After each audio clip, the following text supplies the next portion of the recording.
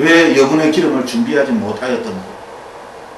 왜 신랑이 늦게 온다고 그런 예상을 하지 못하였던고? 어찌할꼬? 지금이라도 늦지 않았으니까 그러면 등불을 기름을 사러 가자. 하지만 이미 때는 늦었습니다. 그때는 이미 늦은 것입니다. 사람들은 자신의 손에 등불이 있다고 그렇게 알기 때문에, 실제로 등불을 들고 있기 때문에 미련한 그러한 다섯 처녀처럼 아무 걱정도 하지 않고 잠을 자는 것입니다. 신랑이 오면 이 등불을 들고 나가면 되니까요.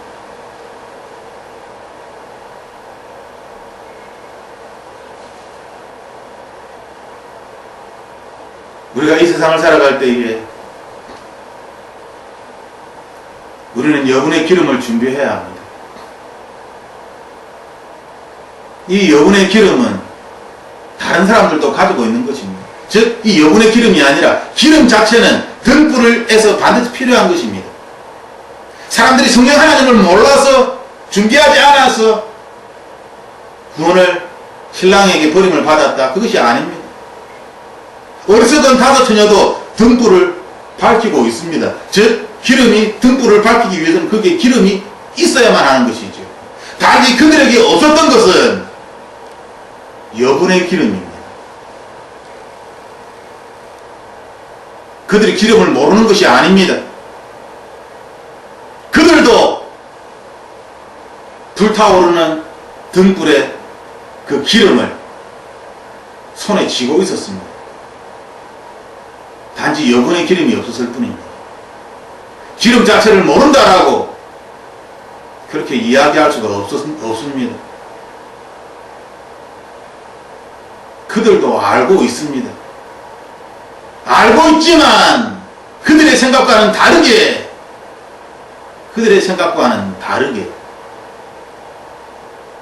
늦게 오신 것입니다.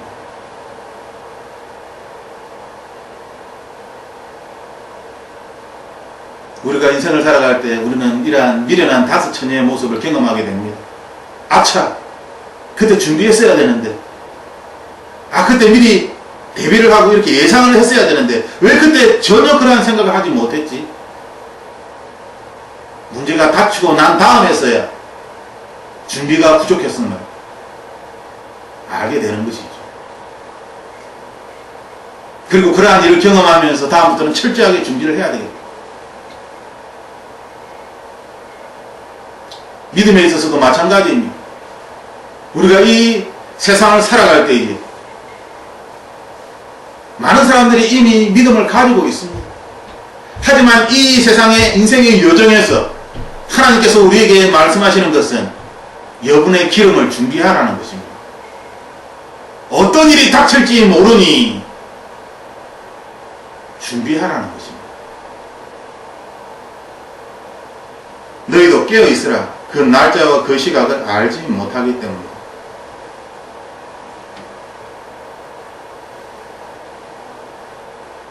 오절에 보면 신랑이 늦도록 오지 않자 처녀들은 모두 졸다가 잠이 들어버렸다. 성경은 분명히 5절에 슬기로운 처녀는 깨어 있었다라고 이야기하지 않습니다. 모두 졸다가 잠이 들어버렸다. 10처녀 모두가 잠자고 있었다라고 기록하고 있습니다. 그리고 13절에 너희도 깨어있으라. 그 날짜와 그 시각을 알지 못하기 때문이다. 이번에 13절에는 깨어있으라 라고 말씀하십니다. 지금 5절에 슬기로운 처녀도 자고 있었습니다. 그러면 여기에 13절에서 이야기하는 너희도 깨어있으라는 이 깨어있다는 것은 무엇을 의미하는 것입니까? 내가 잠을 자지 말라는 것입니까? 여기에 13절에 너희도 깨어있으라. 그 날짜와 그 시각을 알지 못하기 때문이다. 여기서 깨어있으라는 것은 육체적으로 자는 것이 아니라 영적으로 깨어 준비하라는 것입니다. 그 날짜와 그 시각을 알지 못하기 때문에 영적으로 깨어있으라는 것입니다. 이게 육체적인 잠하고 연결시킬 수가 없습니다. 그렇다면 5절 말씀과는 부딪히기 때문입니다. 육체는 세상을 따라갈 수도 있고 졸 수도 있습니다. 하지만 우리의 영은 결단코 그렇게 할 수 없다는 것입니다. 항상 깨어있는 것이 무엇인가? 우리의 육체는 어리석은 다섯 처녀처럼 같이 육신이 피곤하여 졸 수 있습니다. 졸 수 있습니다. 육신이 피곤하여서 세상 사람들과 같은 모습으로 살아갈 수 있습니다. 하지만 13절의 말씀처럼 영은 깨어있어야 하는 것입니다. 영이 깨어있다는 것은 무엇을 의미하는 것입니까? 그것은 여분의 기름을 준비하는 것입니다. 그 여분의 기름은 무엇입니까? 우리가 전혀 알 수 없는 것입니까? 아닙니다. 미련한 다섯 처녀들도 등불에 기름을 가지고 있었습니다. 신랑이 오기 전까지 그들의 등불도 꺼지지 않았습니다.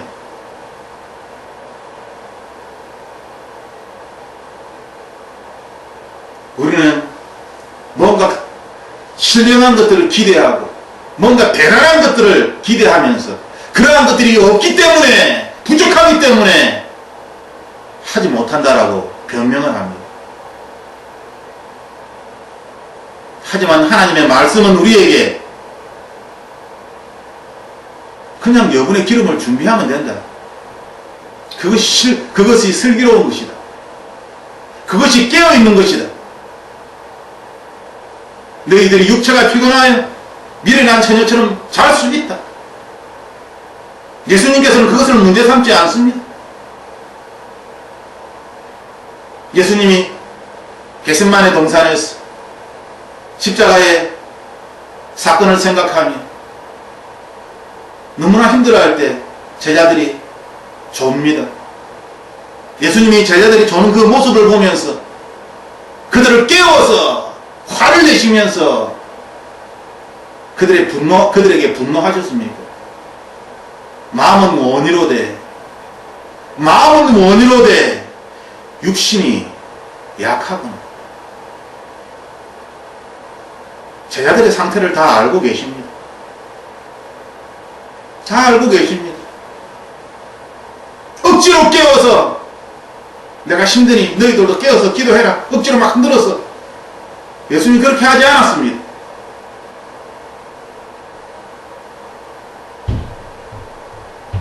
우리는 예수님을 믿는다는 것, 믿음에 대하여서 이야기할 때에 뭔가 거대한 것, 뭔가 나의 희생이 더 들어가고 나의 수고가 더 들어가고 뭔가 더 신령한 것이 필요하다라고 그렇게 생각하면서 지금의 순간에 있어서 미련한 다섯 처녀처럼 현재의 순간에 있어서 기름을 준비하지 않은 것입니다.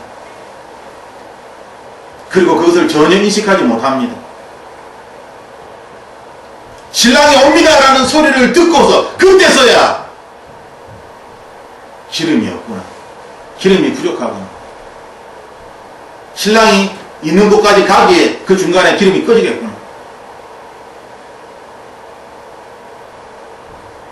그때서야 등불에 기름이 없다는 것을 발견하게 되는 것이죠.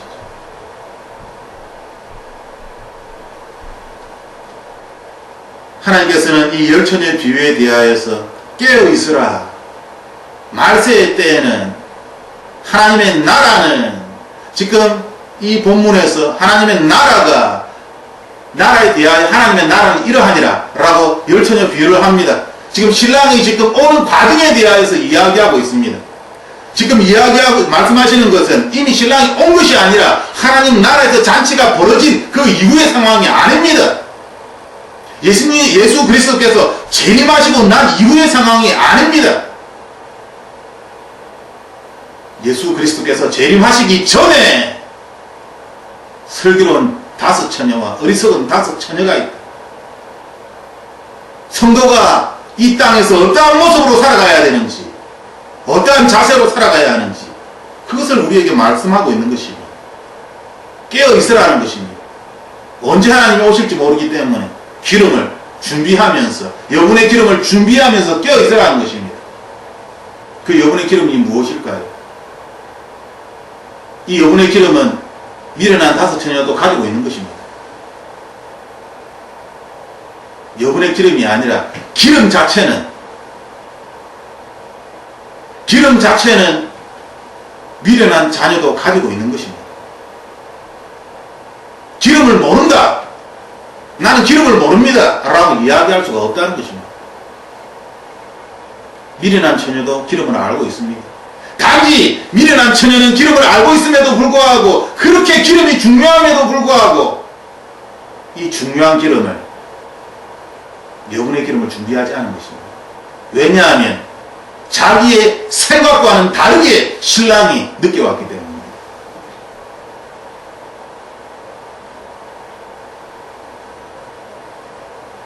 어떻게 하면 기름을 준비할 수 있습니까? 우리는 이 기름의 정체가 무엇인지에 대하여 갑론을박으로, 이것이 기름이다, 성령 하나님이다, 은혜다, 인간의 선행이다, 우리는 그렇게 갑론을박할 필요가 없습니다. 이 말씀에서 우리에게 말씀하시는 것은 너희도 깨어있으라. 기름은 미련한 자도 아는 것이고, 슬기로운 자는 그 미련한 자가 알고 있는 기름을 여분으로 준비했을 뿐입니다. 뭔가 대단한 특별한 것이 아닙니다. 준비를 하느냐, 준비를 하지 않느냐, 깨어있느냐, 깨어있지 않느냐, 그 차이입니다.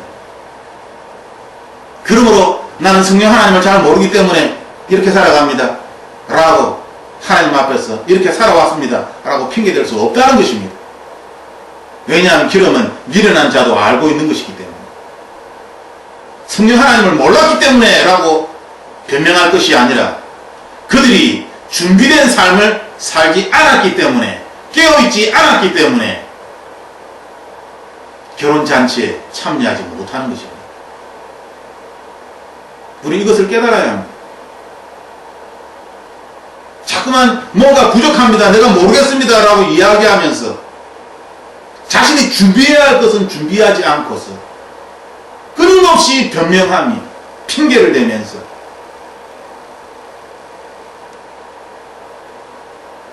이것은 어리석은 다섯 처녀의 모습입니다.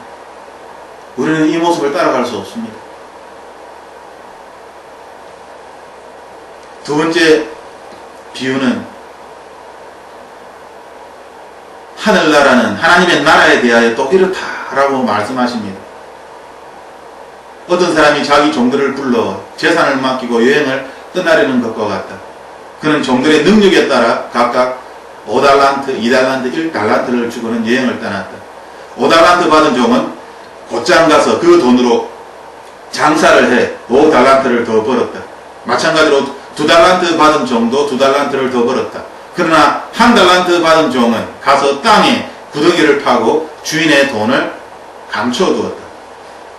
두 번째는 달란트 비유가 나옵니다. 5달란트, 2달란트, 1달란트 종을 불렀습니다. 능력에 따라서 주었다라고 말씀하십니다. 5달란트 받은 사람은 5달란트를 가질 만한 능력이 있었기 때문에 5달란트를 준 것이고, 1달란트 받은 사람은 1달란트를 가지고 그 능력을 발휘하면 되는 것입니다. 1달란트는 지금 시세로, 값어치로 이야기하면 5억 정도 됩니다. 즉 어떤 사람에게는 5억을 주고, 어떤 사람에게는 10억을 주고, 어떤 사람에게는 25억을 준 것입니다. 5억, 10억, 25억. 10억을 받고 25억을 받은 사람들은 장사를 하여서 2배의 이윤을 남겼습니다.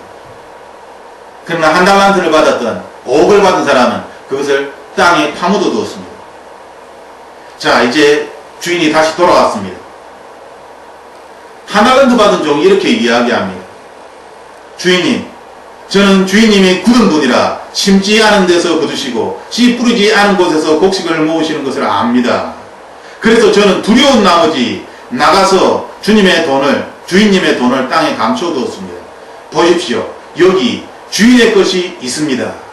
25절까지 보면 이 한 달란트 받은 종은 전혀 자신이 했던 행동에 대하여 잘못됐다라는 생각을 전혀 하지 않습니다. 그러한 모습이 25절까지 전혀 나타나지 않습니다. 오히려 당당하게 보십시오. 여기 있습니다. 한 달란트 주신 5억 그대로 제가 땅에 파묻어 두고 그대로 드립니다. 손해본 거 하나도 없습니다. 받은 그대로 주인님께 드립니다. 당당하게 주인님께 이야기하는 모습이 나타납니다.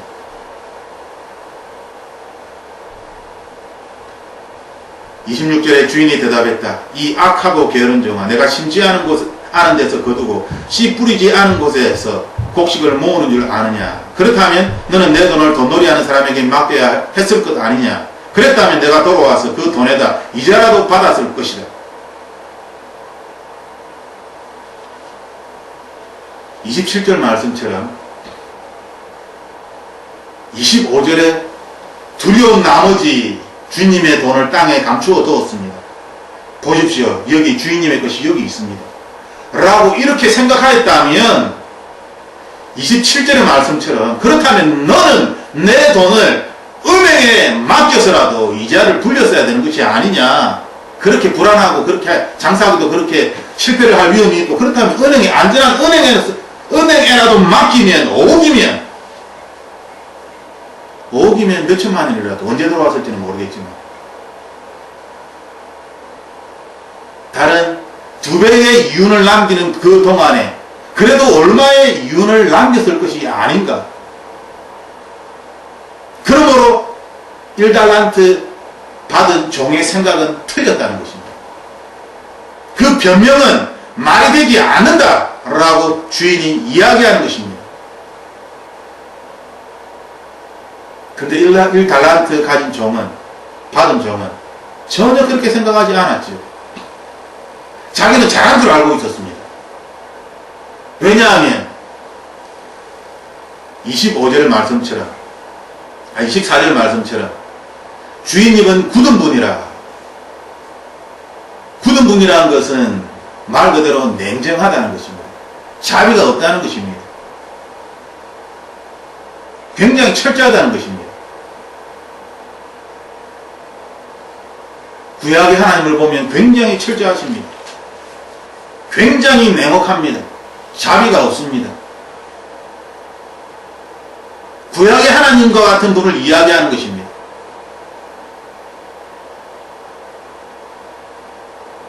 주인님은 굳은 분입니다.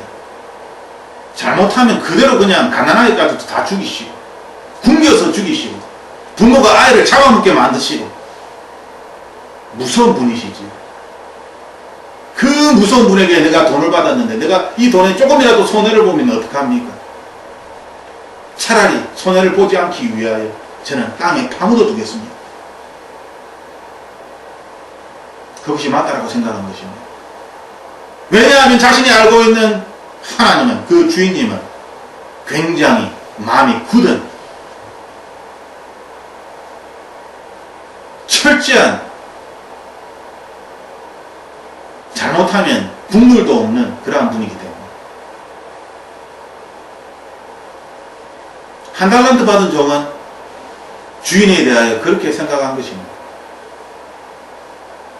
자기가 하나님에 대하여 어떻게 생각하느냐에 따라서 자신이 받았던 이 한 달란트를 땅에 아무것도 하지 않고 파묻어 두게 되는 것입니다. 그런데 땅에 파묻어 두면서도 전혀 자신이 잘못했다라고 생각하지 않습니다.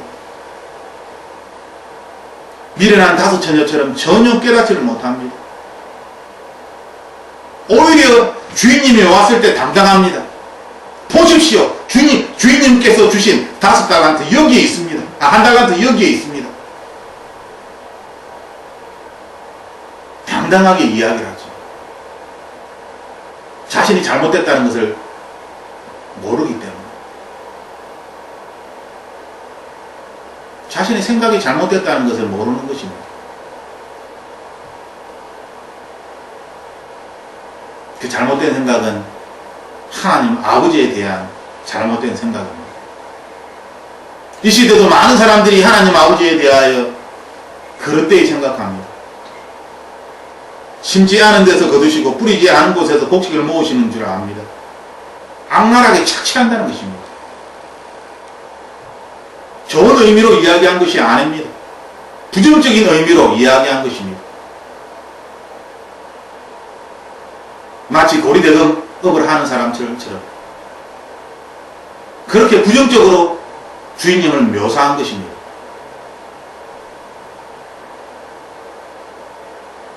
이 시대에 많은 사람들이 하나님에 대하여 부정적인 그런 아버지상을 가지고 있습니다. 특히 어렸을 때에 아버지로부터 학대를 받았던 그러한 사람들, 버림을 받았던 그러한 사람들, 부모로부터 멀리 떠나 있었던 그러한 사람들, 좋으신 아버지에 대한 상이 없습니다. 좋으신 아버지가 아니라 그들의 마음에는 상처받고 나에게 야단치고 나를 벌하시고 때리고 나의 인격을 짓밟고 그것보다 더 심한 그러한 안 좋은 것들을 자기에게 한 힘이 있고 능력이 있는 그렇지만 무자비한 아버지, 냉혹한 아버지. 한 달란트 받은 종은 그렇게 아버지를 생각한 것입니다.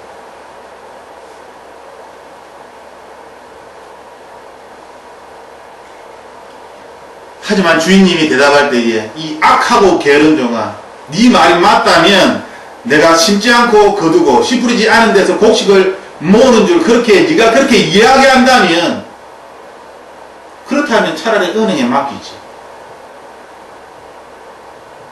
차라리 은행에 맡기지.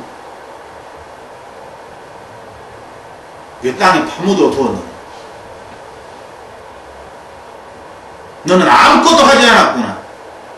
이 악하고 그 마음이 악한 것이죠. 그 행동이 게으른 것입니다.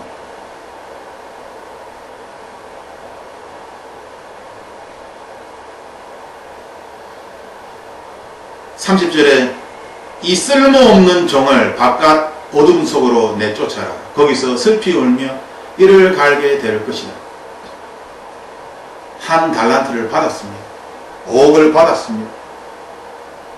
하지만 5억을 받은 그 사람은 쓸모없는 종이 되어버렸습니다. 사람들은 이야기를 합니다. 내가 어떻게 하나님 아버지를 기뻐지게 해드려야 할지 모르겠습니다. 내가 가진 것이 없습니다. 하나님께 받은 신령한 은사도 없습니다. 재물로 사람들을 도와주기에는 내가 생활하는 것도 빠듯합니다. 봉사로 사람들을 도와주기에는 내가 직장을 다니면 내 몸이 너무나 피곤합니다. 내가 도대체 어떻게 주변 사람들에게 예수 그리스도를 전하면서 살아야 될지 모르겠습니다. 내가 할 수 있는 것은 아무것도 없는 것 같습니다. 언젠가 내 삶이 풀리면, 하나님께서 은혜를 주시면, 하나님께서 신령한 은사를 주시면 그때 무언가를 해보겠습니다. 지금은 아닙니다.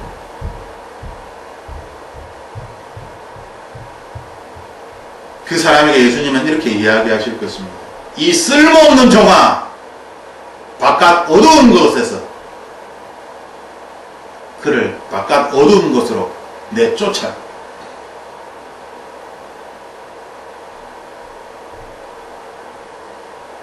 쓸모없는 종이 되는 것입니다.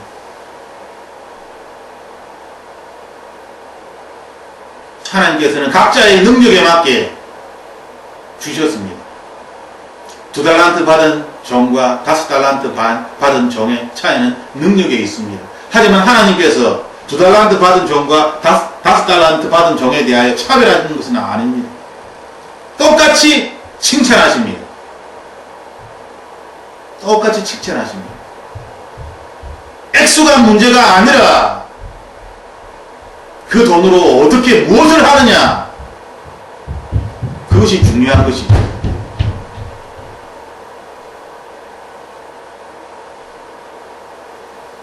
우리가 신세 타령하면서 아무것도 하지 아니한다면 결국 이 쓸모없는 종이 되어서 바깥 어둠에서 슬피 울게 될 것입니다. 지금 이 말씀은 하나님의 나라는 뒤로서 말씀하신 것입니다. 예수님께서 다시 오십니다. 약속하셨습니다. 심판하시겠다고. 우리에게 주신 달란트를 확인해 보시겠다. 정산하시겠다. 우리에게 말씀하십니다. 한 달란트 받은 종처럼 저는 주인님이 무서워서 혹시 실수라도 해가지고 제가 하나님의 이름을 망명태히 일컬을까, 하나님의 이름을 모욕하는 자가 될까 두렵습니다. 저에게 능력을 더 주시면, 그러면 제가 그때서는 한번 해보겠습니다. 하나님 저에게 재물을 많이 주시면 그때 가서야 제가 가난한 자들을 한번 도와보겠습니다. 그때는 돈이 많이 있으니까요.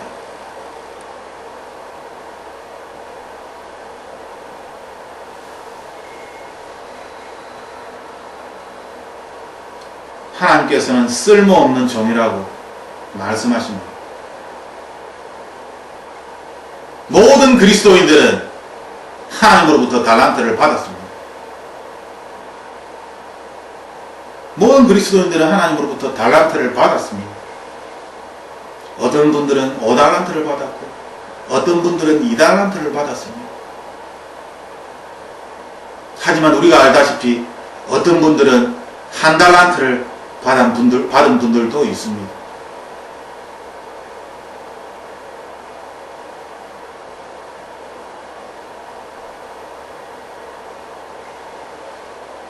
각자의 능력에 맞게 하나님께서 주셨습니다. 하나님 앞에 변명할 수 없습니다. 이미 주셨기 때문에.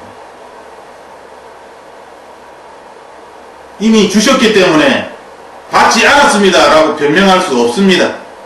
심판의 날에 정산하실 것입니다.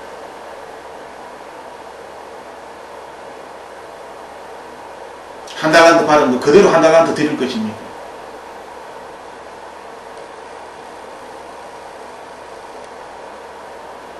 아니면 2배의 결제를 맺어서 아버지께 드릴 것입니다.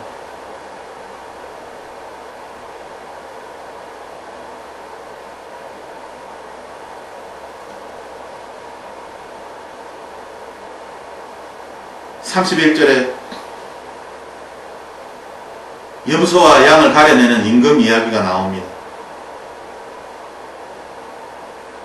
모든 민족들이 그 앞에 모이게 되고 목자가 염소 중에서 양을 가려내듯이 인자는 그들을 둘로 갈라 양들은 자기 오른편에 염소들은 그 왼쪽에 둘 것이다. 그때 그 왕이 오른쪽에 있는 사람들에게 말할 것이다. 이리 와서 세상의 창조 때부터 너희를 위해 마련해 두신 나라를 상속하라. 세상의 창조 때부터 얼마나 감동이 있는 그러한 말씀입니다.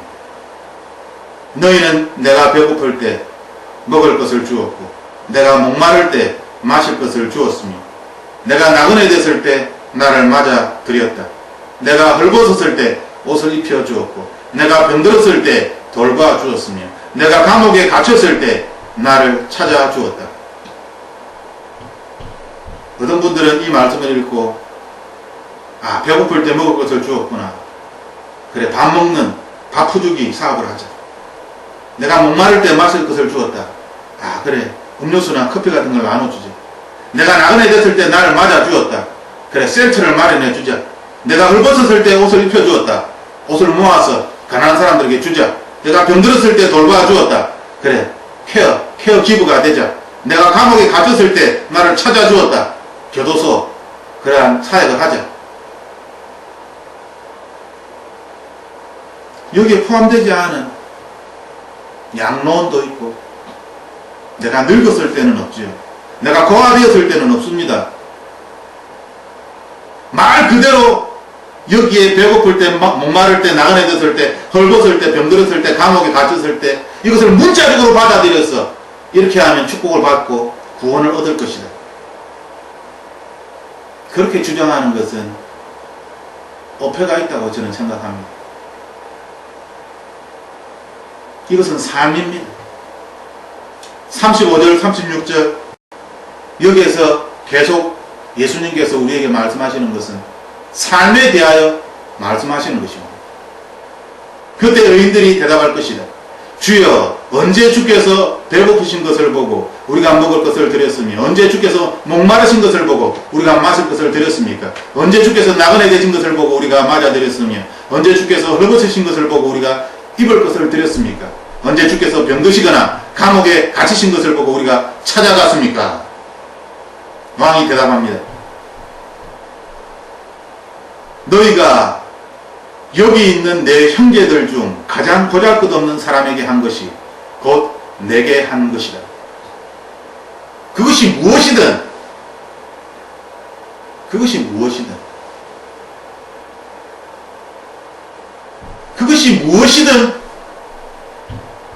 여기에 있는 하나님의 보좌에 있는 형제 중에 한 사람에게 한 지극히 작은 것, 보잘것없는 것, 그것이 바로 예수 그리스도에게 한 것이다 라고 말씀하십니다. 왼쪽에 있는 사람들에게는 어떻게 이야기하시는가? 너는 내가 배고플 때 먹을 것을 주지 않았고 목마를 때 마실 것을 주지 않았다. 그런데 44절 그들 역시 이렇게 대답합니다. 주여, 주께서 배고프시거나 목마르시거나 나그네 되시거나 헐벗으시거나 병드시거나 감옥에 갇힌 것을 언제 우리가 보고 돌보지 않았다는 말입니까? 이 사람을 돌보았다는 것입니다.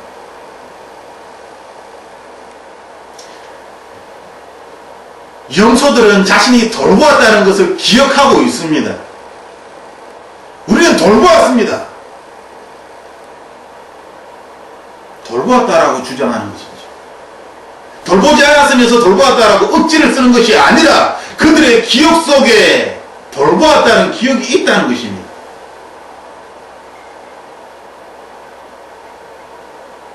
그때 왕이 대답을 합니다.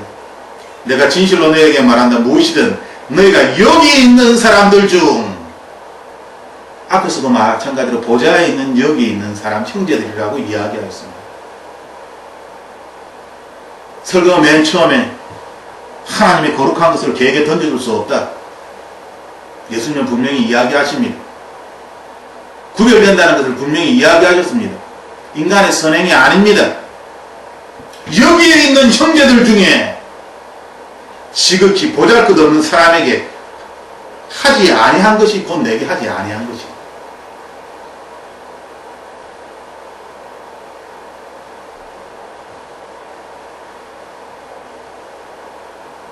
염소 쪽에 있는 사람들은 행함이 있습니다.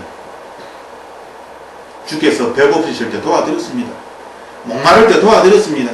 나그네 데릴 때 옷 입혀줬고요. 헐벗었을 때에 이렇게 다 도와주었지 않습니까? 병드시거나 감옥에 갇힌 것을 보고 언제 우리가 보고 돌보지 않았다는 말입니까? 우리는 돌보았습니다.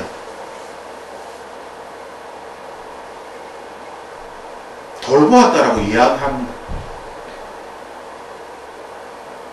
하지만 그들이 돌본 것은 여기에 있는 지극히 작은 자들에게 한 것이 아니다라는 것입니다. 엉뚱한 사람들에게 한 것이죠. 대답입니다.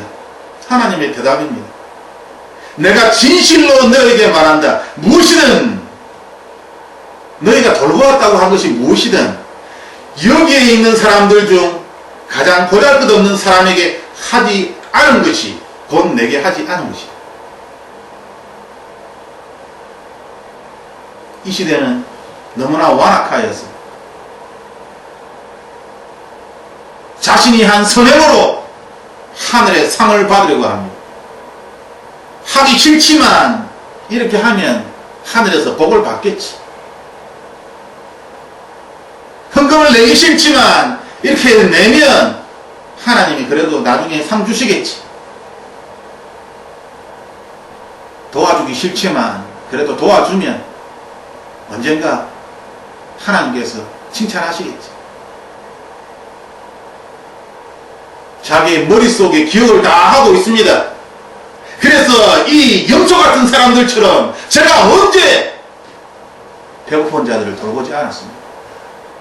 언제 나그네 된 사람을 홀게 된 사람을, 병든 사람들을, 감옥에 갇힌 자들을 돌보지 않았습니까?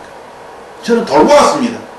병원에 얼마나 들락날락 많이 했는데요. 교도소에 얼마나 들락날락 많이 했는데요. 주님의 말씀을 가르치기 위해서.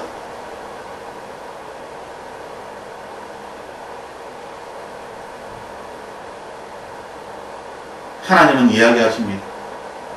이 하늘나라에 있는 지극히 작은 자에게 하지 않은 것이 나에게 하지 않은 것이다.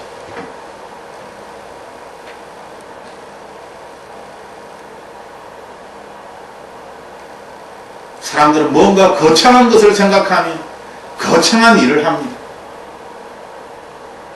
그 거창한 일에 자기의 인생을 바치면서 무진 애를 씁니다. 하지만 하나님께서는 지극히 보잘것없는 사람에게 하지 않은 것이,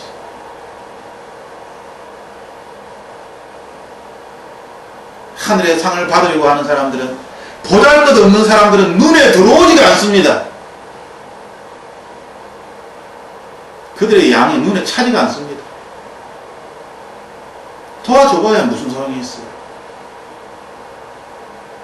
보잘것없는 사람이기에, 하찮은 사람이기에, 자기의 생각에 너무나 지극히 작은 자이기에, 이렇게 지극히 너무나 작은 사람에게 준 것이 무슨 하나님의 상이 있을까? 그래도 이렇게 덩치가 큰 것 이런 건 해야 하나님께서 기뻐하시고 하늘에서 상을 줄 텐데,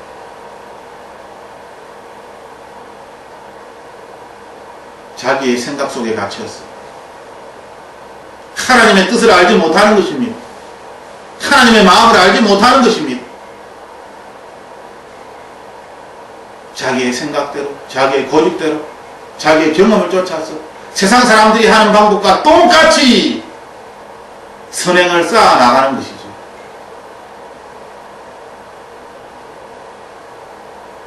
양과 염소의 차이점은 무엇입니까? 양의 그룹에 속한 사람들은 우리는 하지 않았습니다. 하지 않았습니다. 그런데 하나님께서는 하셨다라고 이야기합니다.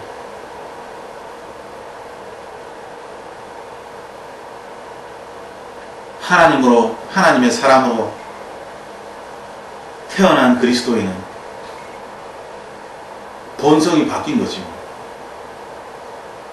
이제 본성이 바뀌어서 자신이 하늘의 상을 받기 위하여서 자기의 선행을 기억하면서 그 상을 쫓아서 그렇게 뭔가 선행을 하는 것이 아니라, 보잘것없는 사람에게 본능적으로, 길을 가다가 어떤 사람이 넘어지면 본능적으로 아이고 아프십니까? 도와줘. 옆에 가서 이렇게 어깨를 부축해주고 이렇게 세워주고, 물건을 계산하는데 갑자기 돈이 모자라서 절절매는 사람에게 옆에 본능적으로 다가가서 얼마가 모자랍니까? 그 모자라는 얼마 10불, 20불 제가 채워드리겠습니다. 본능적으로 도와드리는 것입니다. 뒤에 어떤 상황을 갖고 그런 것을 생각하는 것이 아니라 그것이 너무나 자연스럽고 너무나 당연하기 때문에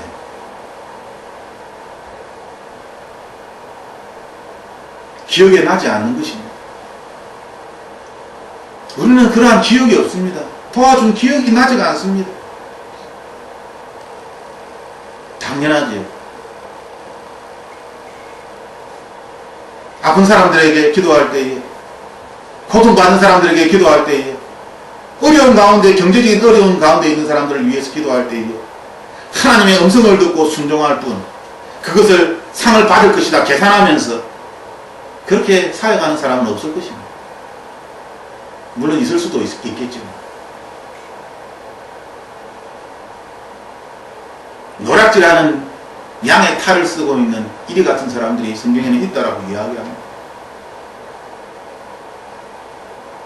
하지만 하나님의 사람은 어떤 보답을 바라면서 기브앤테이크라는 그러한 세상의 논리를 쫓아서 하는 것이 아닙니다.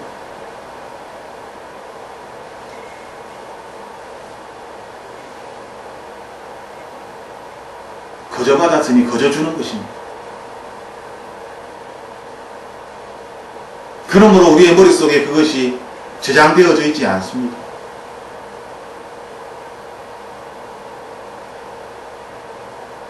하지만 하나님을 믿는다라고 이야기하며 행함을 쫓아서 믿음은 버리고 행함으로 선행을 이루려고 하며 구원을 받으려고 하는 사람에게는 결국 염소처럼 이렇게 이야기할 것입니다. 양은 순종적입니다. 염소는 뿔이 달려 있어서 막 치받지요.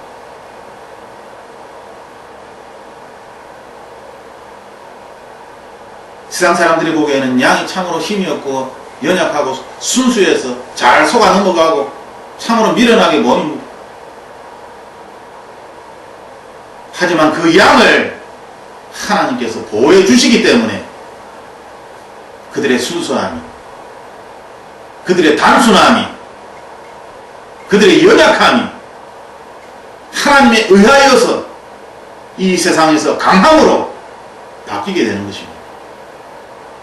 염소가 도저히 할 수 없는 그 일을, 꿈꿀 수도 없는, 생각할 수도 없는 그것들을 아무것도 할 수 연약한 그러한 양이 그 일을 하는 것입니다. 아무 보잘것없는 그 일을 양이 감당하는 것입니다.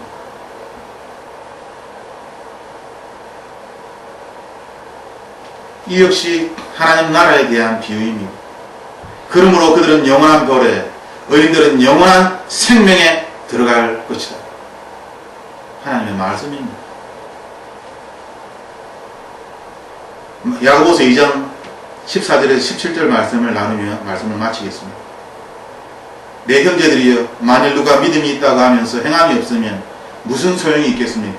그런 믿음이 자신을 구원하겠습니까?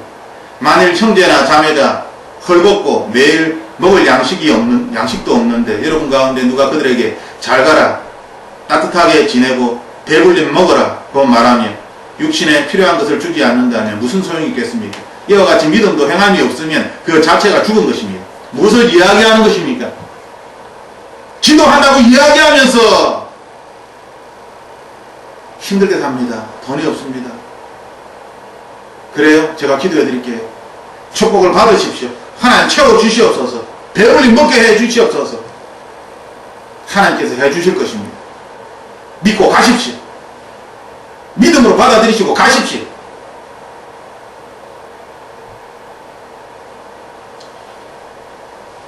육신에 필요한 것을 주지 않는다면 무슨 소용이 있겠습니까?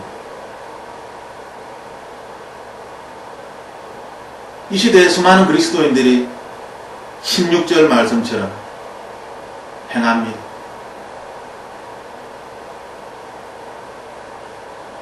그리고 자신이 옳다라고 주장하며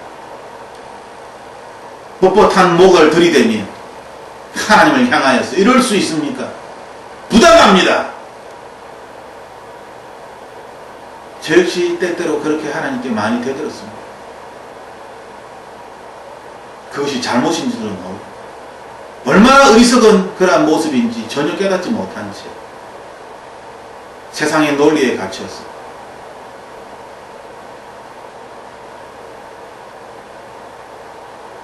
하지만 하나님께서는 우리에게 하나님의 나라는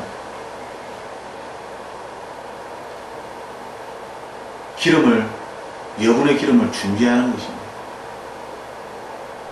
깨어 있어야 하는 것입니다. 우리가 너무나 피곤하여 미련한 다섯 처녀처럼 같이 잠잘 수 있습니다. 잠자는 것을 하나님께서 나무라지 않습니다. 여분의 기름을 준비하는 것, 그것이야말로 깨어 있는 것입니다.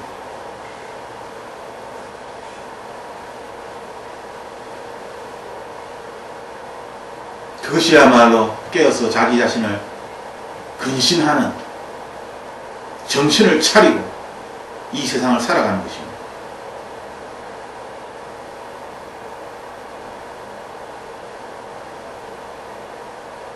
달란트의 비유처럼 하나님 나라는 우리에게 이미 달란트를 주셨습니다. 하나님의 백성으로서 이 땅을 살아가야 하기 때문에 우리의 능력에 맞게 달란트를 주셨습니다. 한 달란트 받은 자처럼 가지고 있음에도 불구하고 아무것도 하지 못하는, 아무것도 행하지 않는 예수 그리스도의 이름으로 무능력함. 2달란트 가진 사람은 예수 그리스도 이름으로 뭔가를 합니다. 얕은 은혜이지. 얕은 은혜일지라도 예수 그리스도의 이름으로 무언가를 하기 때문에 하나님께서 그대로 인정하십니다. 축복하십니다. 5달란트 받은 자는 더 강한 자입니다. 깊은 은혜를 추구합니다. 하나님의 강한 능력이 나타납니다. 하지만 2달란트 가진 자나 5달란트 가진 자나 하나님께서는 동일하게 축복하십니다.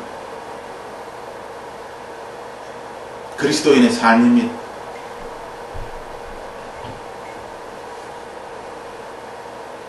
단지 1달란트 가진 자처럼 무능력하게, 무책임적으로 하나님 이름 앞에 무책임한 것입니다. 예수님을 믿는 사람입니까? 그렇다면 저를 도와주십시오. 제가 몸이 아픕니다. 제 가족에 문제가 있습니다. 제 자녀에게 문제가 있습니다.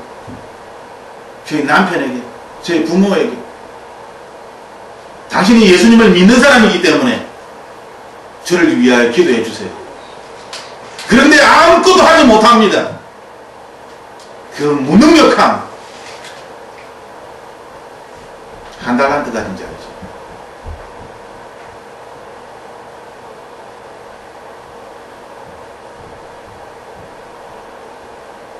우리는 이 시대를 살아가면서 하나님께서 우리를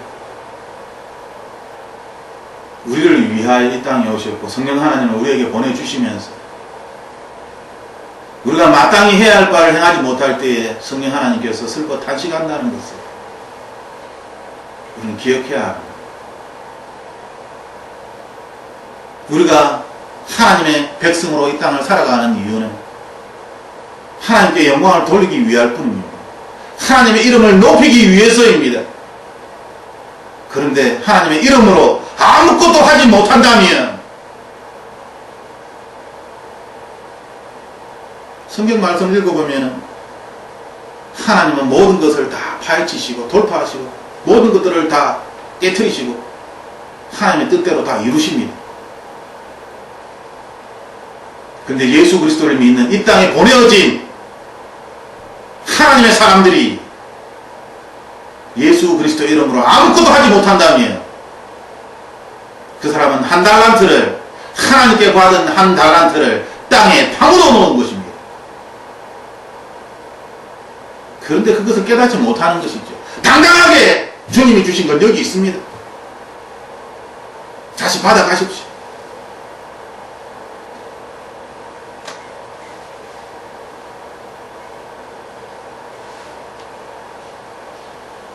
그리고 마지막으로 3번째 비유에서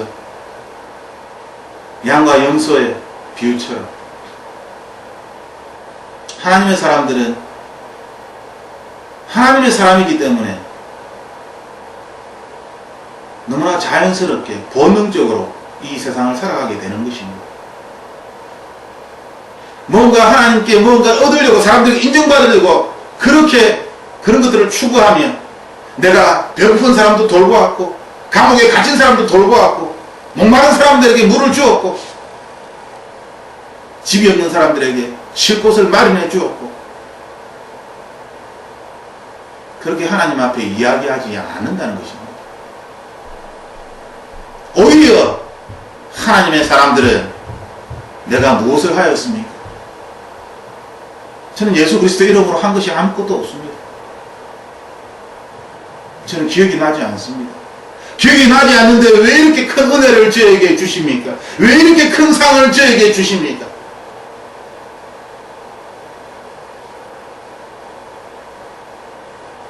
그 이유는 내 안에 있는 예수 그리스도의 음성을 쫓아서 나의 뜻대로 세상의 욕심을 쫓아 살아가는 것이 아니라 하나님의 뜻대로 이 세상을 살아가려고 할 때에 우리 안에 있는 하나님의 성령이 우리의 삶을 이끄시고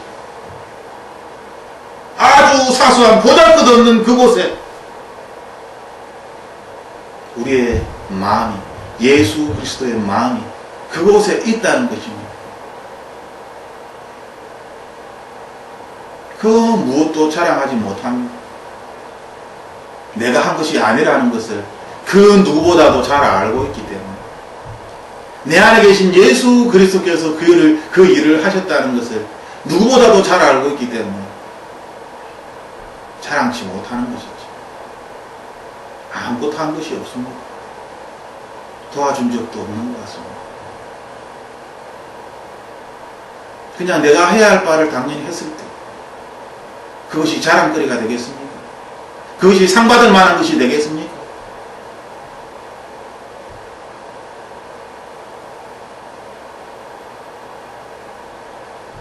지극히 작은 것입니다. 지극히 보잘것없는 것입니다. 하나님은 그것을 보시는 것입니다. 세상의 화려한 것들을 쫓아가는 것이 아니라 사람들에게 인정을 받기 위해서 세상의 영광을 쫓아가는 것이 아니라 사람들은 알지 못하지만 하나님은 아시기에 사람들이 보기에 보잘것없는 그러한 것들을 내 안에 있는 예수 그리스도와 함께 그 일을 행하는 것입니다. 생명의 빛으로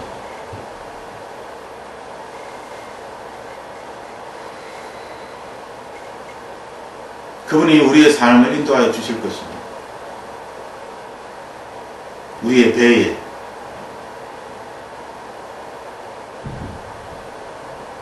하나님의 면류관, 생명의 면류관, 하나님의 보좌가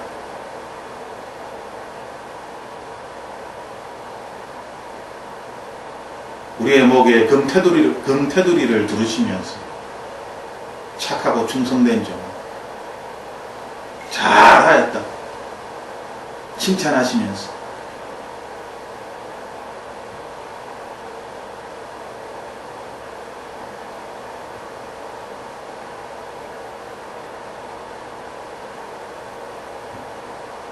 여러분 가운데 누가 그들에게 잘 가라 따뜻하게 지내고 배불림 먹으라고 말하며 육신에 필요한 것을 주지 않는다면 무슨 소용이 있겠습니까? 이와 같이 믿음도 행함이 없으면 그 자체가 죽은 것입니다. 그리스도인의 삶은 살아있는 것입니다. 그리스도인의 삶은 하나님의 영광이 나타나는 것입니다. 그리스도의 삶은 나의 입술을 통하여 하나님께서 말씀하시고 나의 손을 통하여 하나님께서 만지시고 나의 눈을 통하여 하나님께서 이 세상을 보시는 것 나의 마음을 통하여 하나님께서 이 세상에 대하여 불쌍히 여기시고 애통해 하시는 것입니다. 애통해 하시는구나. 하나님은 끝까지 기다리시는 것입니다. 어떤 사람들이 이야기하는 것처럼 더디게 오는 것이 아니라 모든 사람들이 회개하고 하나님 나라에 들어올 수 있기를 기대하며 끝까지 기다리시는 것입니다.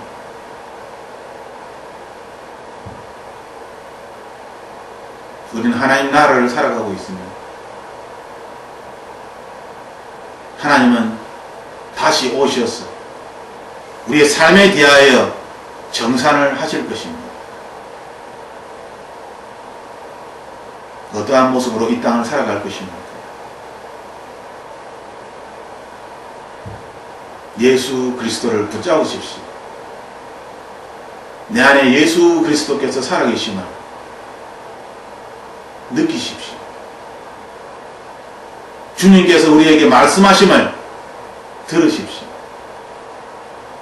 그리고 온 힘을 다해 주님의 말씀에 순종하십시오. 주님이 길이시며 진리이시며 생명이시며 예수 그리스도로 말미암지 않고는 하나님 아버지께로 갈 자가 아무도 없습니다. 예수 그리스도에게 방법이 있습니다. 생명이 있습니다.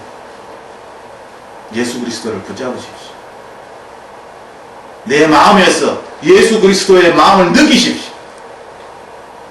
나의 생각에서 세상의 생각이 아니라 하나님의 생각을 떠올리십시오.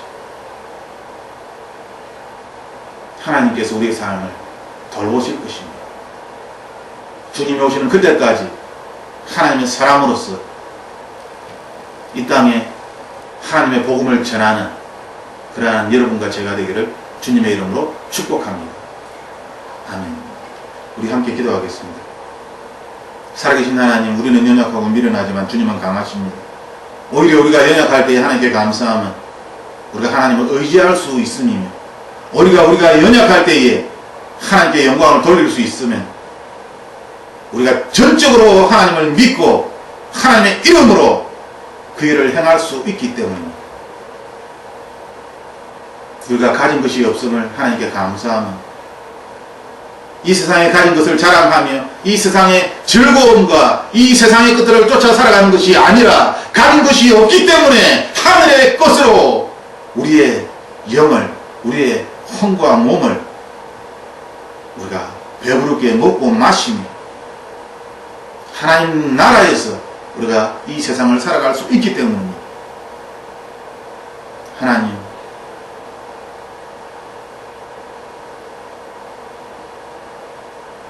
하나님의 백성답게 이 땅을 살아가게 하여 주시옵소서. 우리의 삶을 거룩하게 지킬 수 있도록 주님 도와주시옵소서. 예수 그리스도의 이름으로, 예수 그리스도의 권세로, 예수 그리스도의 부활의 생명으로 우리 앞에 만나게 되는 수많은 일들과 사람들에게 하늘의 권세를, 하나님 나라의 자녀로서 선포하며 하나님의 영광을 경험하며 날마다 감사함으로 살아갈 수 있는 하나님의 사람들 되게 하여 주시옵소서.